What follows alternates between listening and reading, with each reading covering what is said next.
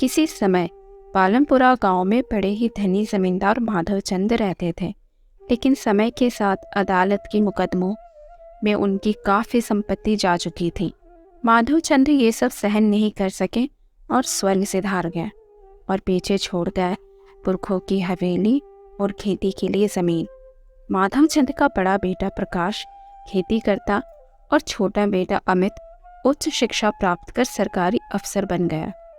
बड़ी बहू शोभा एक साधारण परिवार से थी और छोटी बहू ईशु बड़े घर की बेटी थी। एक दिन शोभा दोपहर का भोजन बना रही थी। अचानक ही, अरे ये क्या, कल ही तो मैंने एक डब्बा भर के घी मंगवाया था, आज तो ये पूरी खत्म हो गई। ईशु जरा रसोई में आना। ईशु आती है। क्या हुआ दीदी? शोभा बोली, कल ही मैंने घी मंगवाया था, कहाँ गया सारा का सारा घी? ईशु बोली, मैंने कल घी के पुए बनाए थे तो सारा घी खत्म हो गया, इसमें मैं क्या करूं? शोभा ने ईशु को समझाया, देखो ईशु, घर गृहस्थी खून पसीने की कमाई से चलती है और तुम बिना सोचे समझे खर्च करती हो। देखो ये सब ठीक नहीं। ईशु को शोभा की बात चुप गई। थोड़ी सी घी के लिए आप मुझे इतनी बातें सुना रही हैं? मेरे मायके में दूध दही के भंडार हैं, समझे आप? कितनी छोटी बात की दीदी आपने। शोभा ने भी जवाब दिया, तुम्हारे मायके में क्या है और क्या नहीं, इससे मुझे कोई लेना देना नहीं, ना ही मुझे सुनना है। अभी हमारे ऊपर बहुत सारे कर्ज हैं, सब चुकाने बाकी हैं। ईशु बोली, दीदी मैं तो सुनाऊंगी, जो सच है वो सच है। शोभा ने भी कटाक्ष किया, जब तुम्हारे पिता इतने ही अमीर हैं तो हम जैसे साधारण परिवार में तुम्हारी शादी क्यों दी? ईशु बोली, मेरे पिता ने अमित जी की सरकारी नौकरी देखकर मेरी शादी की। मेरी ही किस्मत खराब थी जो मेरी शादी इस छोटे घर में हुई। शोभा अपने आपे से बाहर आ चुकी थी। क्या कहा तुमने? ये सब कहते हुए तुम्हें जरा भी शर्म नहीं आई? तुम किसे छोटा कह रही हो? ईशु चिल्लाई, हाँ मैं कहूँगी, आप सब छोटे लोग हो हमारे सामने, आप लोगों को की कोई हैसियत नहीं। शोभा का गुस्सा सातवें आसमान पर था। चुप हो जाओ बदतमीज लड़की। शोभा ने हाथ में पकड़ा हुआ बर्तन ईशु पर दे मारा। चोट उसके हाथ में लगी। ईशु रोने लगी। शोर सुनकर उनकी सास आई। क्या हुआ तुम लोगों को, क्यों लड़ी जा रही हो? ईशु रोते हुए बोली, मैं इस घर में एक मिनट भी नहीं रहने वाली। मेरे पिता ने इतने पैसे खर्च किए मेरी शादी में कि मैं यहाँ मार खाऊं। मैं आज ही अलग हो जाऊंगी। ईशु पैर पटक कर रसोई से चली जाती है। माँ शोभा से पूछती है, क्या हो गया बड़ी बहू, किस बात को लेकर बहस कर रही हो तुम दोनों? शोभा उन्हें सारी बात सच सच बताती है। शोभा बड़ी जिम्मेदार महिला थी। उसने अपने बहू होने के सारे फर्ज निभाए। वहीं ईशु थोड़ी नासमझ, उसके अंदर अपनी धनी मायके का गुरूर था। शाम को बड़ा भाई प्रकाश घर आता है। सारी बातें सुनने और समझने के बाद वो शोभा से कहता है, शोभा इस पे गलती तुम्हारी है। ईशु तुम्हारी छोटी बहन जैसी है, जाकर उससे माफ़ी मांगो। शोभा पति की बात मानकर ईशु के कमरे में जाती है। ईशु, जो भी हुआ उसमें मेरी ही गलती थी। पता नहीं बहन, मुझे इतना गुस्सा क्यों आ गया। अपनी बड़ी बहन समझकर माफ़ कर दो। ईशु गुस्से से बोले, आप अभी यहाँ से चली जाएं, मुझे कोई बात नहीं सुननी। शोभा दुखी होकर चली जाती है। 2 दिनों बाद ईशु का पति अमित घर आता है। ईशु उसे सारी बात बढ़ा चढ़ाकर बताती है। आपको पता है, दीदी ने मेरे मम्मी पापा को कितना कुछ कहा, मैं सब कुछ चुपचाप सुनती रही। अमित बोला, रो मत ईशु, अब मैं आ गया हूँ, मैं सब ठीक कर दूंगा। ईशु बोली, आप कुछ नहीं कर सकते। माँ और भाभी की बातें सुनकर आप भी अपना मन बदल लेंगे, लेकिन मैं ये सब कह देती हूँ, मैं यहाँ नहीं रहूँगी। अमित उसे सांत्वना देकर अपनी माँ के पास जाता है। माँ, मुझे आपसे कोई ज़रूरी बात करनी है।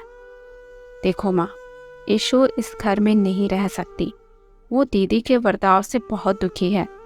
मैं कल सुबह ही उसे लेकर अपने सरकारी मकान में चला जाऊंगा।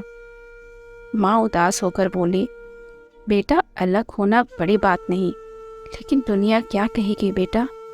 और तुम्हारा बड़ा भाई प्रकाश सब कुछ अकेले कैसे संभालेगा। अमित बोला, देखो माँ, दुनिया क्या कहती है इससे मुझे कोई लेना देना नहीं, और बड़े भैया तो सब संभाल ही रहे हैं। माँ बोली, बेटा तुम्हारा कोई कर्तव्य नहीं। अमित बोला, माँ मैं समय पर पैसे भेज दूंगा। माँ बोली, ना बेटा, हमें पैसे की कोई ज़रूरत नहीं, लेकिन तुम्हारी भी तो कोई जिम्मेदारी है। अमित बोला, हाँ माँ, मेरी ईशु के प्रति भी जिम्मेदारी है। वो मेरी पत्नी है। आज भाभी ने उसे सामान फेंक कर मारा है। पता नहीं कल उस पर हाथ उठा दे, और मैं कल ही ईशु को लेकर जा रहा हूँ। प्रकाश वहीं खड़ा सारी बातें सुन रहा था। उसने अमित से कहा, भाई बिना पूरी सच्चाई जाने ऐसी बातें मत बोलो। तुम्हारी भाभी इतनी भी बुरी नहीं। तुम्हें जैसा ठीक लगे वैसा ही करो, बस तुम और ईशु खुश रहो। अमित ईशु के पास जाता है। ईशु खुश हो जाओ, हम कल ही यहाँ से जा रहे हैं। अपना सामान जल्द से पैक कर लो। ईशु अब तक चुपचाप बैठी थी। वो बोली, जो करना है आप कीजिए, मुझे कुछ भी अच्छा नहीं लग रहा। वो रोती हुई दौड़कर आंगन के चबूतरे में बैठ जाती है। अमित ने सोचा, शाम तक तो रो रही थी कि मुझे अलग होना है, अलग होना है। अब इसे क्या हो गया। औरतों की बातें औरतें ही जाने। चबूतरे में बैठी ईशु उस वक्त को याद कर रही थी जब वो इस घर में दुल्हन बनकर आई थी। शोभा बहुत खुश थी। देखिए माँ, हमारी छोटी बहू साक्षात लक्ष्मी है। रसोई में पैर देते ही दूध उबलकर गिर पड़ा, और ये बहुत शुभ संकेत है। शोभा ने ईशु के गाल दबाए। आज से तुम मेरी छोटी बहन हो। मेरे रहते तुम्हें कुछ भी फिक्र करने की ज़रूरत नहीं। सुबह हो गई। अमित ने सारा सामान कार की डिक्की में डाला।